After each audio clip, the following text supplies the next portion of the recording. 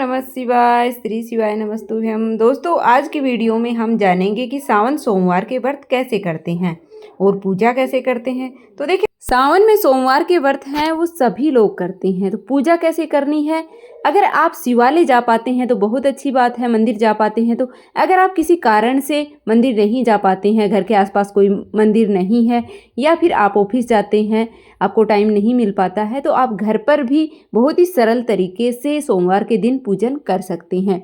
तो किस तरह से पूजन करना है और किन नियमों का पालन करना है व्रत के दिन, तो चलिए जानते हैं। वीडियो की शुरुआत कर लेते हैं। तो सबसे पहले तो हमें एक चौकी लगा लेनी है। अगर आप चौकी नहीं लगा पाते हैं तो अपने घर के मंदिर में एक थाली रख करके और या कोई भी पात्र मतलब साफ सुथरा रख लीजिएगा और साफ सुथरी उस जगह को कर लीजिएगा जहाँ पर आप पूजन करने वाले हैं। तो सबसे पहले तो मैंने यहाँ पर भगवान शिव जी की मतलब शिव परिवार की फोटो है वो विराजित कर दी। अगर आपके पास है तो आप फोटो विराजित कर दीजिएगा, नहीं तो आप अकेले शिवलिंग का ही पूजन कर लीजिएगा। थाली में आप कोई कटोरी भी रख सकते हैं जिससे कि हम जल सींचते हैं तो वो नीचे आ जाए। तो मैंने कटोरी नहीं रखी है, पहले मैंने यहाँ पर बेलपत्र रख लिया है और उसके ऊपर मैंने शिवलिंग को विराजित कर दिया है। ध्यान रखें कि शिवलिंग का जो जलहरी है उसका मुख उत्तर दिशा की तरफ होना चाहिए, हमें पीछे से जल सींचना होता है। अगर आपके पास इस तरह से शिवलिंग भी नहीं है तो आप मिट्टी से पार्थिव शिवलिंग बनाकर उसका पूजन कर सकते हैं। उसकी वीडियो चैनल पर आ गई है, कैसे पार्थिव शिवलिंग बनाना है। फिर हम संकल्प करेंगे। तो भगवान शिव जी के सामने हाथ जोड़कर संकल्प करेंगे कि आज मैं आपकी पूजा कर रहा हूँ या कर रही हूँ, तो आप मेरी पूजा को स्वीकार करें, भूल चूक हो जाए तो उसे माफ करें। फिर सबसे पहले हमें जल सींचना होता है। आप गंगा जल, मिश्रित जल या फिर शुद्ध जल है वो भगवान के शिवलिंग पर सींच सकते हैं। फिर पंचामृत या फिर आप कच्चे दूध से है वो भगवान को अभिषेक कर सकते हैं। फिर हम फिर से है वो स्नान करवाते हैं भगवान को, जिसे शुद्धोदक स्नान है वो मानते हैं, मतलब बोला जाता है। तो इस तरीके से हमें 3 बार स्नान करवाना होता है। उसके बाद में हम वस्त्र के रूप में कलावा समर्पित करेंगे। अगर आपके पास जनेऊ है तो जनेऊ समर्पित कर दीजिएगा, नहीं तो हम वस्त्र के रूप में कलावा समर्पित करेंगे। फिर भगवान भोलेनाथ की जो फोटो है उसको भी हम जल के छींटे दे करके भाव रूप में स्नान करवा देंगे और फिर सभी को वस्त्र के रूप में कलावा समर्पित कर देंगे। अगर आपके पास जनेऊ है तो आप भगवान गणेश को जनेऊ भी समर्पित कर सकते हैं, भोलेनाथ को, भगवान गणेश को, नहीं तो आप वस्त्र के रूप में सभी को कलावा है, मोली है वो समर्पित कर सकते हैं। तो इस तरह से हम सरल तरीके से घर पर यह पूजन है वो कर सकते हैं। फिर सभी को हम तिलक करेंगे। तो ध्यान रखें कि भगवान भोलेनाथ को हमेशा भस्म का या फिर चंदन का ही तिलक किया जाता है। देखिए, सावन सोमवार के दिन यह पूजन आप सुबह और शाम दोनों समय यह पूजन इस तरीके से सरल तरीके से घर पर आप कर सकते हैं। और व्रत किस तरह से करना है, तो देखिए, आप फलाहारी व्रत भी कर सकते हैं, एक समय भोजन ग्रहण करके भी व्रत कर सकते हैं, पर ध्यान रखें कि इस दिन आपको नमक का सेवन है वो नहीं करना होता है। और किन नियमों का पालन करना होता है उसकी वीडियो है वो पहले से चैनल पर आ गई है, तो आप वह भी विजिट करके देख लीजिएगा कि सावन में व्रत किस तरह से किए जाते हैं, पूरे सावन महीने या फिर सोमवार के दिन।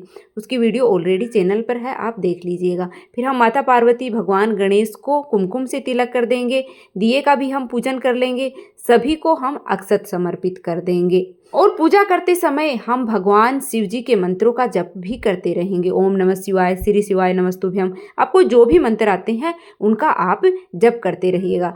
फिर हम भगवान को बेलपत्र समर्पित करेंगे। तो तिलक लगाकर यहाँ पर चंदन से तिलक करके मैंने बेलपत्र समर्पित कर दिया है। ध्यान रखिए कि चिकनी जो साइड होती है उस साइड से हमें बेलपत्र समर्पित करना होता है शिवलिंग पर। फिर जो भी आपके पास फूल पत्ते हैं वह आप भगवान भोलेनाथ को समर्पित कर दें। इस दिन जो भी फूल पत्ते आपको मिलते हैं अवश्य समर्पित करें। आग के, जिसे मतार का पुष्प बोला जाता है, वह आप समर्पित कर दें। धतूरे का फल, धतूरे का पुष्प आपको मिल जाता है तो वह भी आप भगवान भोलेनाथ को अवश्य समर्पित करें, नहीं तो आप एक बेलपत्र तो अवश्य ही समर्पित करें। फिर भोग हम समर्पित करेंगे, तो भोग में आप चीनी मिश्री का भोग लगा सकते हैं, फलों का भोग आप लगा सकते हैं, क्योंकि इस दिन भगवान भोलेनाथ को फलाहारी भोग ही चढ़ाया जाता है। आप मिठाई का भी भोग लगा सकते हैं। और फिर हम दक्षिणा समर्पित करेंगे। दक्षिणा हमारी पूजा में रही कमियों को पूरा करती है, तो दक्षिणा अवश्य रूप से समर्पित करेंगे। फिर हम धूप दिखा देंगे। इस तरह से सरल तरीके से बहुत ही प्रेम पूर्वक हम भगवान भोलेनाथ की अगर पूजा करते हैं सच्चे मन से, तो भगवान भोलेनाथ हमारी सभी मनोकामनाएं अवश्य ही पूर्ण करते हैं।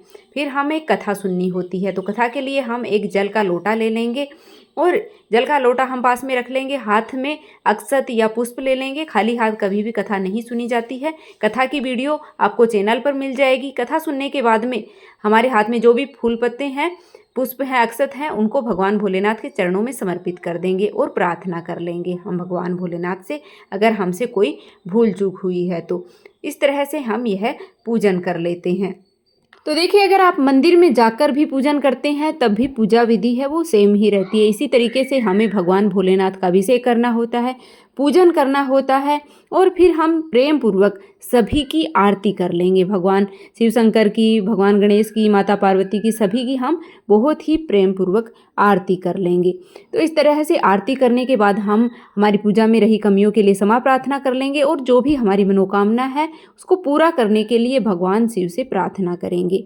तो इस तरीके से हमें सोमवार के दिन पूजन करना होता है, बहुत ही सरल तरीके से। फिर जो जल का लोटा हमने लिया है उसको भगवान सूर्य देवता को अर्घ दे देंगे।